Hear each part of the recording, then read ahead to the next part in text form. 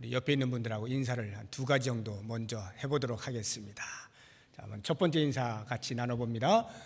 구원의 확신이 있으십니까? 물어봐 주십시오. 네. 듣자마자 뜨끔하시는 분들 혹시 계십니까? 아니 이게 무슨 말이야? 이렇게 구원의 확신이 있는가 하는 부분. 또 한 가지 한 번 더 하겠습니다. 구원의 열매를 맺고 계십니까? 예, 이 질문은 더 뜨끔하죠.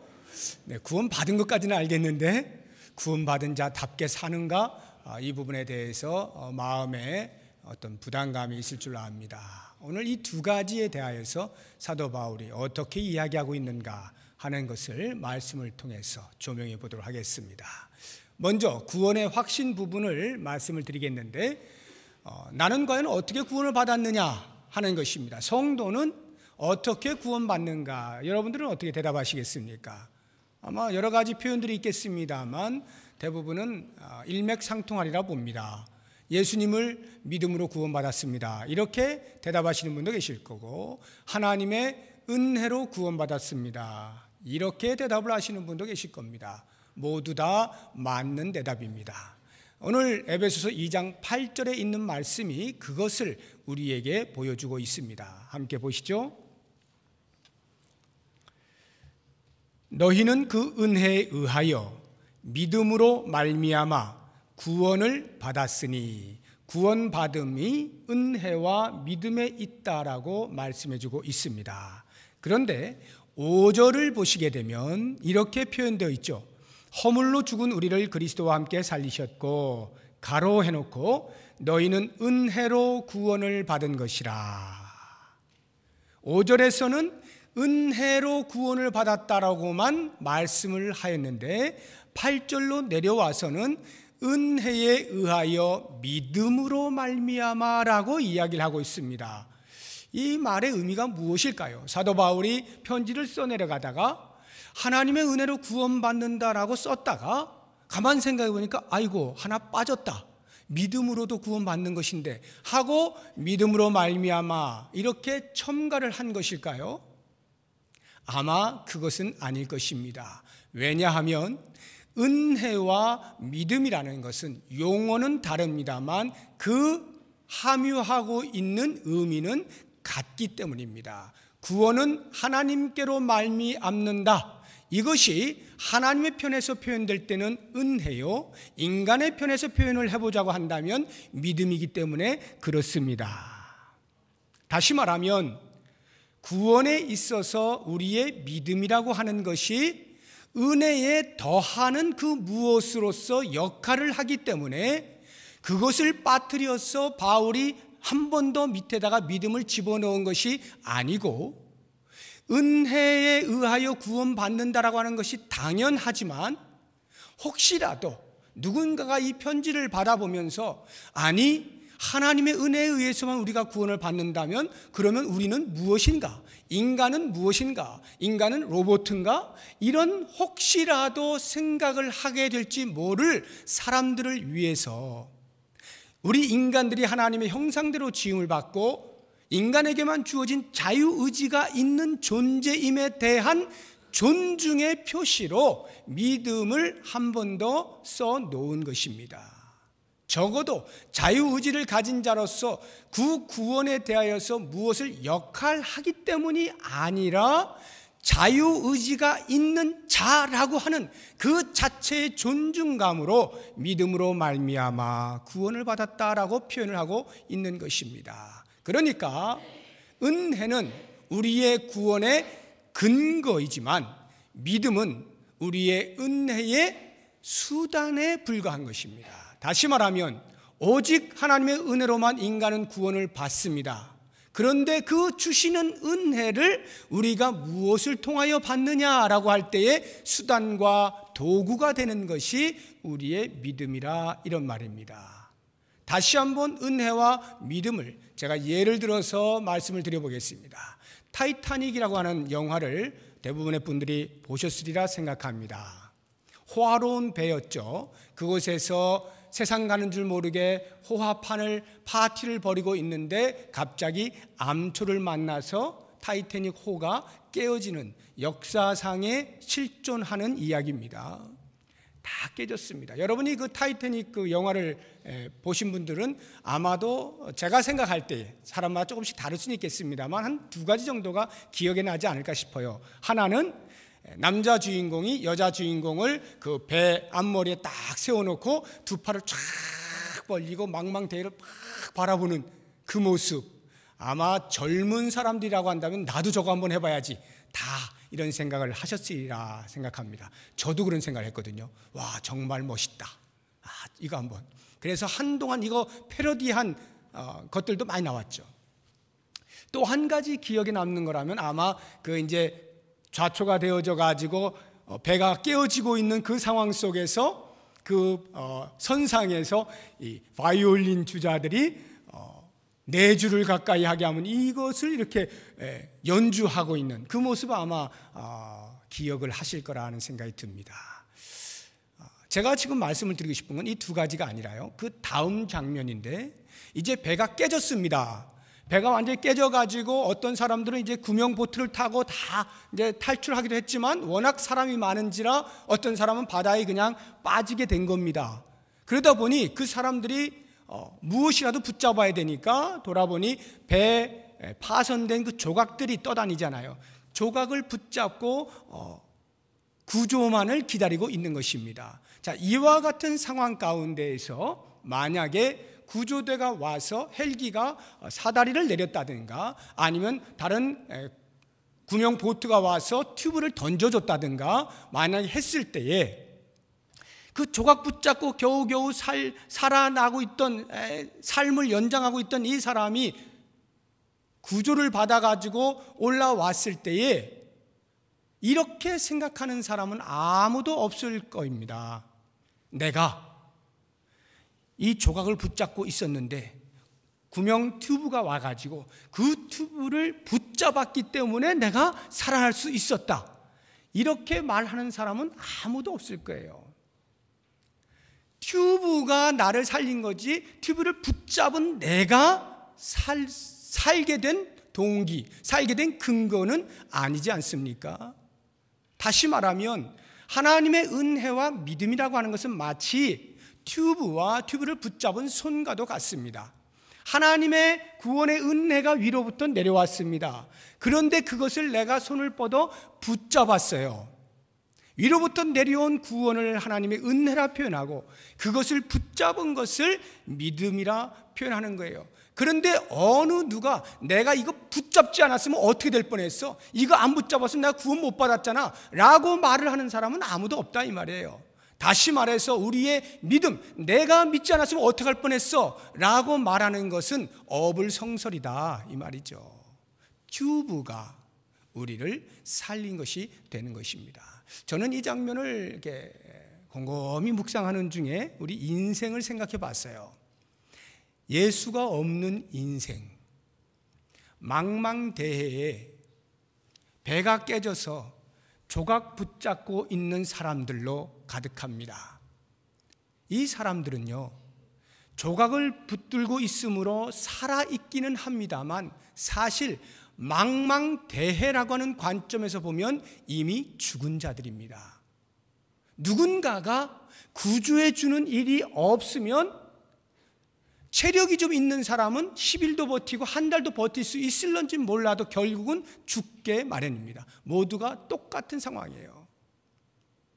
마치 우리의 인생이 그리스도를 알지 못하였을 때는 그렇게 뱃조각 부서진 그 조각 하나 붙잡고 망망대해에 떠 있는 것과 마찬가지의 모습인 것입니다. 그런데 그 가운데서 우리는 어떻게 하고 살아가고 있느냐 하면 그래서 누군가가 구주해 주기를 간절히 기다리는 것 대신 그 조각을 붙잡고 누구 조각이 더 큰가 바라보면서 큰 조각 가진 사람이 조그만 조각 가진 사람에게 야, 너 그렇게 조그만 조각 갖고 있어? 무시하고 조롱하고 나는 이렇게 큰 조각이야 라고 하는 것과 다를 바가 없다 이 말이에요. 이 땅에서 진정으로 구원받아야 할 부분에 대하여서는 놓친 채 이 땅에서 누가 더 높은 자리에 있느냐, 누가 더 많이 가졌느냐라고 하는 것으로 아웅다웅하는 것은 망망대해에 큰 조각 작은 조각 갖고 싸우고 있는 것과 다를 바가 없는 거예요. 우리 모두는 살았으나 죽은 자들입니다. 이렇게 죽은 자들을 향하여 하나님께서 전적으로 위에서부터 구원의 은혜를 부어 주신 겁니다. 그래서 우리는 겨우 그 은혜를 붙잡고 살아날 수 있게 된 것이죠. 우리의 구원이 위에서부터 왔다라고 말을 할 때 아직도 그 부분에 대하여 동의하기 쉽지 아니하신 분들은 오늘 말씀 속에 다시 한번 보길 바랍니다. 10절입니다. 10절을 보시면 이렇게 표현하고 있습니다. 우리는 그가 만드신 바라. 하나님께서 창조주이시고 우리는 피조물이다라고 이야기를 하고 있고, 그 다음 그리스도 예수 안에서 선한 일을 위하여 지으심을 받은 자다. 선한 일을 위하여는 빼놓으시고 그리스도 예수 안에서 지으심을 받은 자다. 자, 이 두 가지를 합하면은 하나님께서 우리를 만드셨는데 그리스도 안에서 만드셨다는 겁니다. 최초에 하나님이 인간을 창조하실 때는 그리스도 안에서 만드신 것 아니죠. 하나님께서 솜씨를 발휘하셔서 흙으로 빚어 생기를 불어넣어서 최초 인간을 만드셨습니다. 그런데 그 인간들이 타락하여 하나님으로부터 떠나게 되었을 때에 그 인간들을 새롭게 창조하실 필요가 생겼습니다. 그래서 그것을 그리스도 안에서 완성시키셨어요. 고린도후서 5장 17절이 우리에게 그 말씀을 해주고 있지 않습니까? 그런즉 누구든지 그리스도 안에 있으면 새로운 피조물이라. 이전 것은 지나갔으니 보라 새 것이 되었도다. 우리는 최초 아담이 창조되었다면 그리스도 안에서 구원받은 자들은 재창조가 되어진 거예요. 자, 이렇게 볼 때 창조 시기에 하나님께서 사람을 빚으시고 생기를 불어넣으실 때 사람이 무엇을 한 일이 있나요? 만들어지지도 않았는데 뭘 합니까? 아무것도 하지 않아요. 오직 하나님께서 전적으로 하나님의 행위에 의하여서 인간은 창조된 것입니다. 그렇다고 한다면 하나님께서 그리스도 안에서 재창조하실 때에도 역시 마찬가지로 그 창조의 방법과 동일하게 그리스도 안에서 인간이 할 수 있는 것은 아무것도 없어요. 오직 하나님의 솜씨로 그리스도 안에서 재창조, 구원을 이루어 주신 거예요. 그렇기 때문에 구원이란 우리에게서 발견될 수 있는 것이 아니고 오직 그 모든 근거가 하나님께로부터 있어요. 하나님께서 부으시는 은혜로 말미암아서만 우리는 구원을 받는 것입니다. 자, 그렇다고 한다면 이렇게 위로부터 내려오는 구원에 대하여 과연 나는 얼마나 확신을 하고 있느냐 하는 부분은 이제 그 구원이 나에게로 다가옵니다. 내가 받은 구원, 내가 얼마나 확신 가운데 거하느냐라고 하는 부분인데, 여러분들 처음 질문을 던지셨을 때 어떤 생각으로 어떤 대답을 하셨습니까? 네, 나는 확신이 있습니다 라고 대답을 하신 분도 무엇을 근거하여 그런 대답을 하셨는지, 혹은 나는 지금 확신이 별로 없어요, 긴가민가해요, 가끔은 있는데 가끔은 또 없기도 해요, 이렇게 대답하시는 분은 또 무엇을 근거로 그런 생각을 하시는지 오늘 말씀 한번 들어보시기 바랍니다. 구원의 확신을 위하여 우리가 할 수 있는 것은 딱 두 가지입니다. 첫째는 하나님의 구원을 기억하는 것입니다. 내가 이전에는 어떠한 사람이었는데, 내가 이전에는 어떤 영역에서 살고 있었는데 하나님이 구원을 베푸심으로 내가 어디로 옮겨졌느냐라고 하는 이 위에서부터 내려오는 하나님의 구원을 기억하면 그 사람의 마음에는 확신이 저절로 생겨나게 되어 있습니다. 그래서 이스라엘 백성들이 애굽에서 나와 광야 생활을 할 때에 여러 가지 어려운 일들을 많이 당하잖아요. 그때마다 이스라엘 백성들이 생각하는 거예요. 차라리 나오지 말았으면, 하나님이 정말 우리를 구원하신 건 맞아? 정말 하나님이 우리를 가나안 땅까지 인도하실까? 하나님의 구원이 확실한 거야? 라고 하는 마음에 애굽에서 나오게 하신 그 하나님의 능력에 대하여서 의심을 하고 의아해하고 확신이 없는 그러한 모습들을 많이 보였습니다. 그 대표적인 예가 원망하고 불평하는 거죠.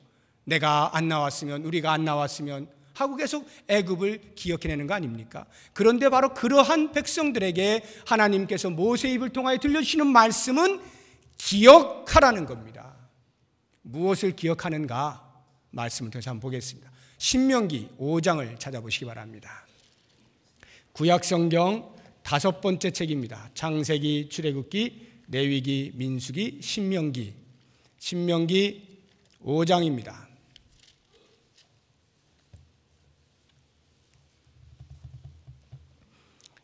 구약성경 270쪽 신명기 5장 15절입니다. 신명기 5장 15절 같이 읽어봅니다. 너는 기억하라. 내가 애굽 땅에서 종이 되었더니 내 하나님 여호와가 강한 손과 편팔로 거기서 너를 인도하여 내었나니. 거기까지요. 뭘 기억하라는 거예요? 애굽 땅에서 종으로 살고 있었는데 하나님의 능력이 너희들을 이끌어내었다. 이것을 기억하라는 거죠. 똑같은 말씀 한 군데만 더 보겠습니다. 신명기 15장. 신명기 15장 15절입니다. 15장 15절 중간까지 같이 읽어봅니다. 너는 애굽 땅에서 종되었던 것과 내 하나님 여호와께서 너를 속량하셨음을 기억하라. 똑같은 말씀이죠.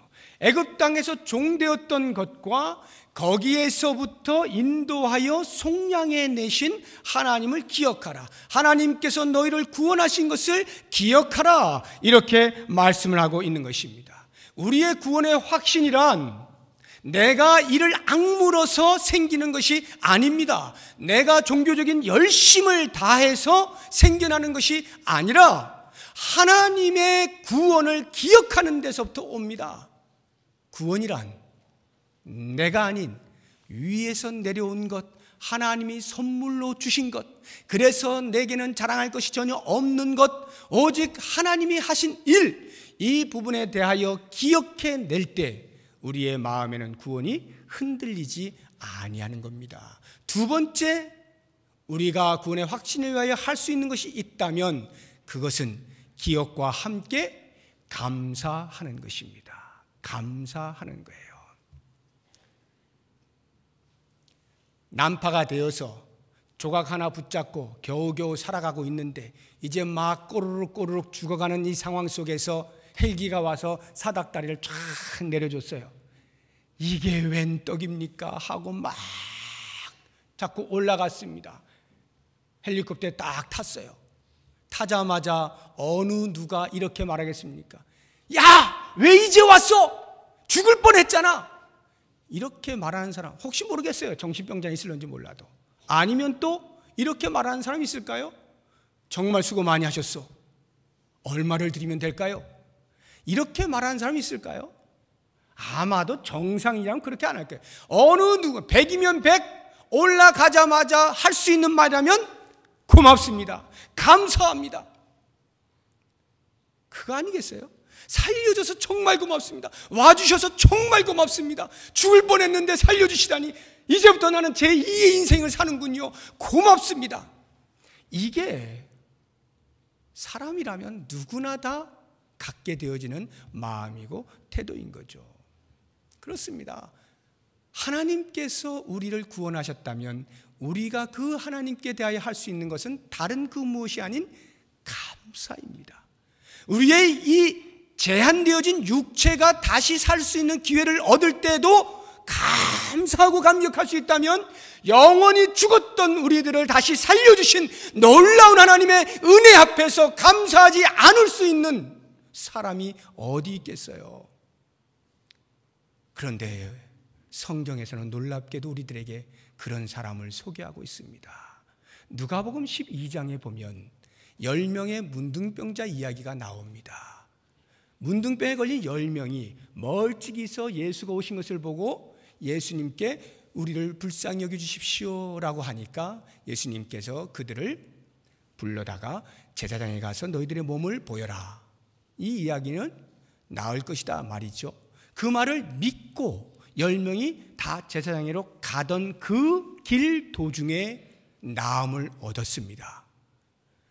전부 신이 났겠죠. 와, 나았네 하고는 그 중에 9은 계속해서 제사장에게로 달려갑니다. 확인을 받아야 되니, 도장을 받아야 이제 정상이 되니까요. 그런데 그 가운데 사마리아인으로 소개되고 있는 한 사람이 자기의 나음을 보고 하나님께 영광을 돌립니다. 그리고 자기를 고쳐준 예수께 와 그 발 아래 엎드려 감사했다라고 표현하고 있습니다. 그 다음 장면이 너무나 흥미롭습니다. 예수님께서 이렇게 말씀하시는 거예요. 분명히 다 나았을 텐데 왜 너만 오니? 너의 믿음이 너를 구원하였다. 이렇게 말씀해 주시거든요. 저는 이 말을 보면서 참 신기하다. 야, 이 믿음이라고 하는 것이 여러 종류가 있구나. 10사람의 문둥병자가 전부 믿음이 있지 않았겠어요? 예수님이라면 내 병 고쳐줄 수 있을 거야. 그 믿음 가지고 와서 부르짖은 것 아니겠습니까? 그렇다고 한다면 전부 구원을 받아야 할 것인데 주께로 돌아와 감사를 표현한 그 한 명의 문둥병자에게만 내 믿음이 너를 구원하였다라고 말을 함으로써 나머지 9은 구원과는 관계가 없는 것임을 시사하지 않습니까? 이 이야기는 우리의 믿음이라고 말하고 있는 그 믿음 속에는 때로 구원과 관계없는 믿음도 있다 이 말이에요. 우리가 예수님을 나의 필요에 의해서만 예수님 믿습니다, 믿습니다, 믿습니다 하고 내 필요를 얻어낼 수 있기도 하고 그렇게 얻는 것으로 신앙생활을 하고 있는 경우도 있습니다. 그러나 그것이 구원에 이르게 하지는 못하는 거예요. 그러니까 하나님의 구원에 이르게 하는 그 바른 믿음의 반응이라고 하는 것은 반드시 뭐를 수반한다? 감사를 수반하게 되어 있어요. 이 한 명의 문둥병자는 이미 구원받은 자의 표시를 하고 있는 겁니다. 그래서 예수님이 내 믿음이 너를 구원하였다라고 말하는 거죠. 돌아왔기 때문에 그것이 구원의 조건이 된 것이 아니라 이미 그 구원이 마음속에 들어있는 그것에 대한 반응으로서 감사하는 모습을 보면서 구원을 이야기해주고 있는 것 아니겠습니까? 구원받은 자에게는 당연히 감사가 있게 마련이에요. 그렇다면 우리가 구원해 주신 그 하나님의 은혜에 날마다 감격하고 감사하는 자에게 구원의 확신이 있으십니까? 이런 질문을 던질 필요가 있겠어요? 없겠어요? 전혀 불필요한 거죠. 내가 그 구원받은 은혜에 대해서 감격해하고 있는데 무슨 확신을 또 물어볼 이유가 있어요? 무엇을 사건으로 보여줘야 됩니까? 아니죠. 이미 내 가슴 속에는 그로 말미암는 감사가 있을 때 확신은 저절로 심기어져 있는 것이죠. 이와 같은 구원의 감사는요, 우리의 일상의 삶에도 그대로 반영되게 되어 있어요. 구원받은 은혜가 있어 감사하는 사람은 일상의 삶 가운데 나타나는 모든 현상들 속에서, 사건들 속에서, 만나는 사람들과의 관계 속에서 할 수 있는 대로 감사가 끊어지지 않아요. 감사의 표현을 하게 되어 있는 것입니다. 이렇게 감사하는 사람의 삶에서 구원이 의심스러운 것을 발견할 수 있다는 것은 불가능한 거죠. 우리의 구원의 확신은 내게 있지 아니하고 구원을 베푸신 하나님께 있는 것이기에 우리가 할 수 있는 것은 첫째, 그 구원이 하나님께서 오는 것임을 기억하는 것과 둘째, 그 하나님께 감사하는 것입니다. 이렇게 되면 우리는 굳이 애써서 구원의 확신을 가지려고 하지 않아도 저절로 확신 가운데 기쁨의 삶을 살 수가 있는 것이에요. 이제 두 번째, 그러면 이렇게 구원의 확신을 받은 자로서 그렇게만 살아가면 되는가? 아, 나는 천국 가 하고는 그냥 그렇게만 살아가면 되는가? 성경은 우리에게 그렇게 이야기하지 않습니다. 구원의 확신이 있느냐? 그렇다면 그 구원에 걸맞은 열매를 맺어라 라고 말씀을 해주고 있는 것입니다. 그 구원의 열매, 다시 말하면 하나님께서 우리를 구원하셨을 때에 가지고 계신 목적을 이루어 드리라 하는 것인데, 다시 한번 에베소서 2장 10절을 보시기 바랍니다. 에베소서 2장 10절, 우리는 그가 만드신 바라 그리스도 예수 안에서, 이제 그 다음 말 보셔야 됩니다. 선한 일을 위하여 지으심을 받았다. 선한 일을 위하여 그리스도 안에서 재창조되었다, 이 말입니다. 그렇다면 선한 일이 과연 무엇인가? 우리가 착하게 살라는 말인가? 우리가 선을 행하면서 살라는 말인가? 물론 그것도 포함되겠습니다만, 여기에 말씀은 우리의 선, 우리의 착함을 말하고 있는 것이 아니라 하나님의 선을 말하는 거예요. 우리를 향하여 가지고 계신 하나님의 선, 다시 말하면 아담과 하와를 지으시고 하나님께서 보기에 좋으시고 그들에게 땅에 충만하고 번성하고 다스리고 정복하라고 말씀하시면서 삶의 목적을 주셨던 것처럼, 그리스도 안에 재창조된 우리 인간들을 향하여서도 선한 일을 하라, 선한 일을 하라, 이렇게 요구하고 계시는 것입니다. 그 선한 일이란 하나님의 선으로서 하나님의 성품이나 하나님의 행위를 반영하는 것, 또 다른 말로 표현하자면 하나님이 나에게 기대하고 계시는 것을 행하는 것, 또 다른 말로는 하나님이 기뻐하실 일을 행하는 것, 또 다른 말로 하자면 하나님께 영광을 돌리는 삶, 이것이 바로 선한 일입니다. 구원받았습니까? 구원받은 자가 맺을 열매 반드시 있어요. 우리 골로새서 3장을 한번 찾아보겠습니다. 에베소서, 빌립보서, 골로새서, 조금만 더 넘기시면 골로새서 3장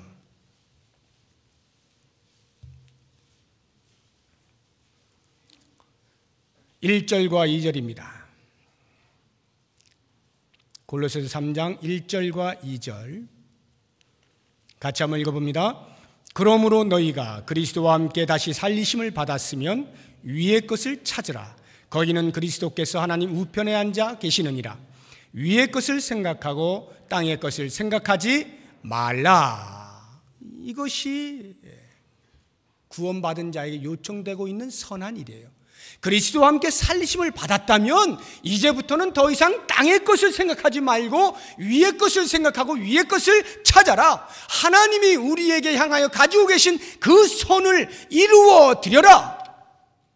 이것이 우리가 맺을 구원의 열매인 것입니다. 그렇다고 하면 우리가 하나님의 베푸신 구원에 대한 열매를 맺을 수 있는 방법이 무엇이 있는가? 두 가지를 말씀드립니다. 그 첫 번째는 하나님의 뜻을 분별하는 것입니다.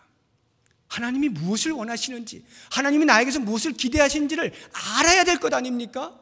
그렇게 하기 위해서 우리가 해야 하는 것, 가장 첫 번째가 하나님의 말씀을 읽고 듣고 배우고 연구하는 거예요. 하나님의 말씀 안에 하나님의 뜻이 담겨 있지 않습니까? 디모데후서 3장 16절 이하에 모든 성경은 하나님의 감동으로 된 것으로 바르게 함과 의로 교육함과 책망과 바르게 함과 의로 교육하기에 유익하다 하시는 이 모든 말씀들, 하나님의 말씀이 우리를 향하여 가지고 있는 뜻을 담고 있는 거예요. 그러므로 하나님의 말씀을 부지런히 연구해야 합니다. 나아가서 우리의 마음을 늘 깨끗이 하고 새롭게 하고 변화를 받아야 돼요. 로마서 12장 2절 말씀, 그러므로 너희는 이 세대를 본받지 말고 마음을 새롭게 함으로 변화를 받아 하나님의 선하시고 기뻐하시고 온전하신 뜻이 무엇인지 분별하도록 하라. 마음을 새롭게 함으로 변화를 받아야만 하나님의 뜻이 무엇인지 분별이 되는 것입니다. 뿐만 아니라 에베소서 5장에 보시게 되면 너희는 이 세대를 본받지 말라. 이 세대가 굉장히 악하다. 너희는 지혜롭게 하여서 어리석은 자같이 하지 말고 지혜를 가지고 하나님의 뜻이 무엇인지 이해하도록 하라. 술 취하지 말라. 이는 방탕한 것이니 오직 성령의 충만함을 받아라. 성령의 충만함으로 하나님의 뜻을 이해하도록 하는 것입니다. 하나님의 영이 하나님의 마음을 가장 잘 아시기에 성령으로 충만할 때 하나님의 뜻을 분별해낼 수가 있는 것이죠. 이렇게 하나님의 뜻을 분별하는 것에서부터 우리는 구원의 열매를 맺을 준비가 되는 것입니다. 그렇게 하나님의 뜻을 분별하였으면 그 다음 단계가 반드시 있어야 되는데, 그것이 바로 그 분별된 뜻을 따라 순종하고 충성하는 것입니다. 순종이 따라오지 아니하면 아무리 뜻을 안다 한들 아무 소용이 없는 거예요. 몇 가지 한번 성경 구절 찾아봅니다. 마태복음 7장. 마태복음 7장입니다.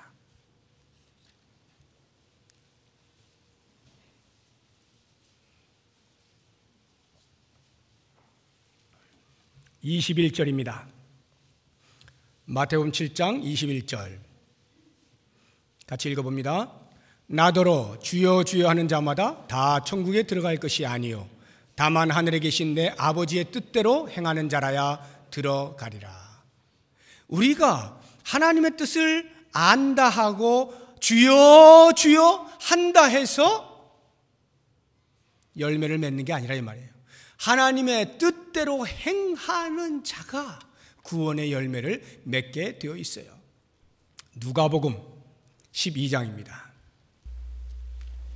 누가복음 12장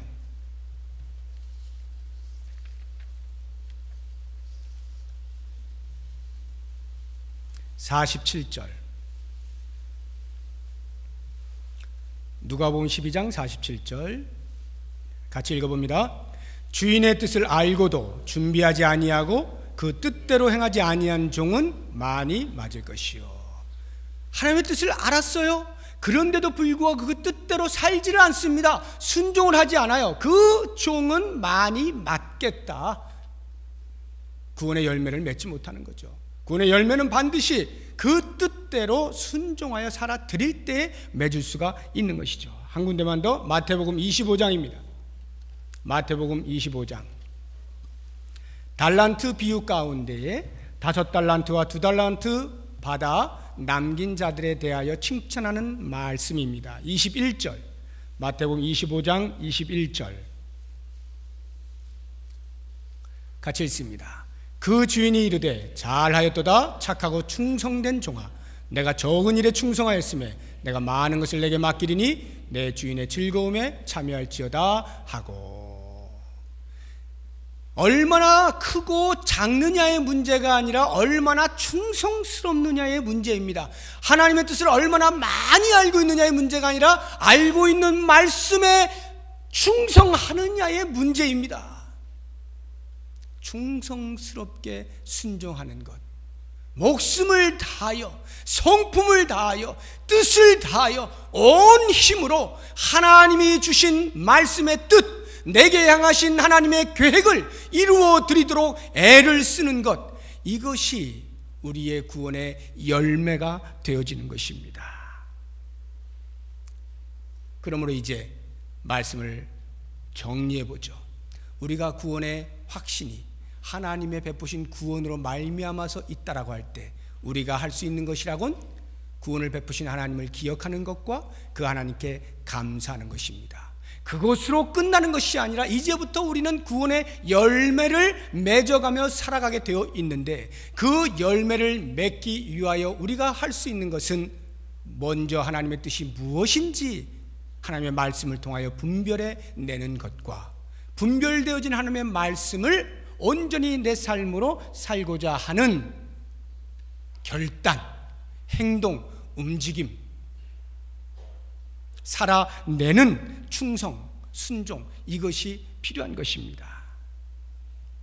이제 우리의 삶은 더 이상 구원받지 않았던 때의 삶의 모습대로 살면 안 됩니다. 이제 구원받은 자의 모습으로 사는 거예요. 그것을 사도 바울이 본문의 말씀에서 아주 선명하게 대조하여 말씀하고 있습니다. 2절을 한번 보시기 바랍니다. 에베소서 2장 2절.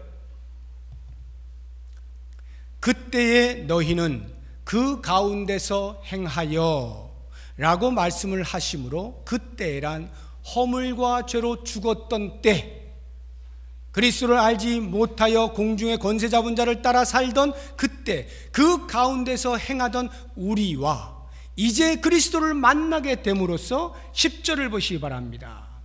뒷부분에 이 일은 하나님이 전에 예비하사 우리로 그 가운데서 행하게 하려 하심이니라. 여기에 그 가운데는 하나님의 선한 일이죠.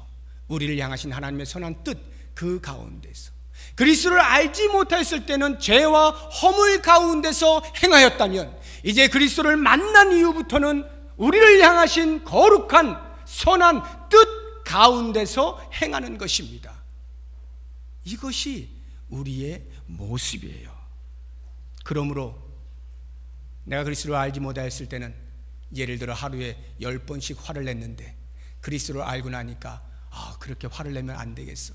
그래서 이제 한 번은 줄여봐야지, 두 번 줄여야지, 점점 줄여나가는 것입니다.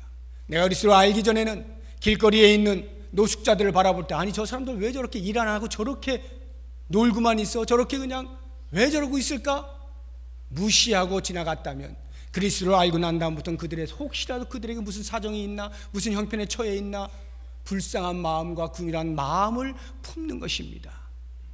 이전에는 보는 것마다 지적을 하고 다녔다고 한다면, 이제는 좀 더 너그러워지는 것입니다. 이전에는 불평하고 원망하는 것으로 내 입술이 사용됐다면, 이제는 감사하는 것으로 바뀌는 것입니다. 전에는 적당히 그때마다 거짓말을 해가면서 임기응변적으로 내 처신을 해가면서 살았다고 한다면, 이제는 그리스도 때문에 마음의 부담을 가지고 정직하려고 애를 써보는 것입니다. 이전에는 내가 그리스도를 전혀 알지도 못하였고 그리스도를 전할 이유도 없었지만, 이제 그리스도가 내 안에 주인이 되어지면서 그 그리스도를 위하여서 기꺼이 복음을 증거하는 삶을 살아야겠다라고 노력해 보는 것입니다. 구원을 받은 자는 반드시 이전과는 다른 삶을 사는 거룩한 부담감을 안고, 어제보다는 오늘보다는 내일이 나을 삶을 살게 되는 것입니다. 물론 이렇게 살아가게 될 때 여러분들에게 부탁드리고 싶은 것은 절대로 욕심을 부리지 마라 하는 것입니다. 그래, 내가 믿었지, 내가 이제 바뀌었지, 내가 새 사람이지, 그러니까 하루아침에 예수님처럼 되겠다라고 하다가 가랭이가 찢어지는 수가 생겨요. 그래서 하나님께서 우리들에게 열매를 맺는 삶을 요청하실 때는 이미 그 열매 맺는 삶에 대한 그 수준에까지를 계획하고 계시면서 그 과정 전체를 인도해 가시는 거예요. 다시 말하면 우리가 그리스도를 닮아가고 하나님에게까지 자라가는 그 모든 과정 속에서 하나님의 선하신 인도하심이 있는 것을 바라보면서 내 욕심으로서가 아니라 하나님의 템포를 따라서 그렇게 순응하며 나아가게 될 때 우리는 자연스럽게 어제보다 오늘이 나은 삶을 살게 되는 거예요. 그래서 우리는 내가 이렇게 바뀌었어 라고 하는 것을 나 스스로는 전혀 느끼지 못할 만큼 서서히 바뀌어진다 할지라도 어느 순간인가 뒤를 돌아볼 때 돌아보니 이전과는 많이 달라진 자기의 모습을 보게 되는 것이고, 사람들이 말하는 거예요. 참 많이 바뀌었어요. 참 많이 바뀌었습니다. 이 말을 듣는 것이 구원받은 자의 맺어야 할 열매인 거예요. 열매의 크기는 다를 수가 있겠습니다. 사람의 믿음의 수준에 따라 맺는 열매가 다를 수는 있겠습니다만, 적어도 그 믿음의 수준에 걸맞는 열매는 맺으며 살아갈 수 있어야 우리는 구원받은 자의 확증을 하게 되는 것입니다. 사랑하는 성도 여러분, 모쪼록 원하기는 그리스도 안에서 재창조되어져서 하나님의 구원을 입은 자로서 하나님이 기뻐하실, 하나님께 영광 돌릴 그 아름다운 구원의 열매를 주렁주렁 맺으셔서 하나님도 웃으시고 우리의 삶에도 만족이 있는 복된 삶 누리시기를 주의 이름으로 축복합니다. 기도하겠습니다. 하나님 아버지 감사합니다. 하나님께서 베푸신 구원의 은혜로 말미암아 하나님의 자녀의 권세를 갖게 하신 것 감사합니다. 하나님의 자녀 다음을 위하여 우리에게 요청하시는 하나님의 거룩한 선한 뜻들을 잘 구별하게 하시고 분별하여 순종하며 충성스럽게 이행할 수 있는 은혜를 주시기 원합니다. 우리도 모르는 사이에 그리스도의 장성한 분량이 충만한 데까지 이르렀노라고 자타가 말할 수 있는 자리에 이르기까지 주여 우리를 도우시고 인도하여 주시옵소서. 예수님의 이름으로 기도드립니다. 아멘.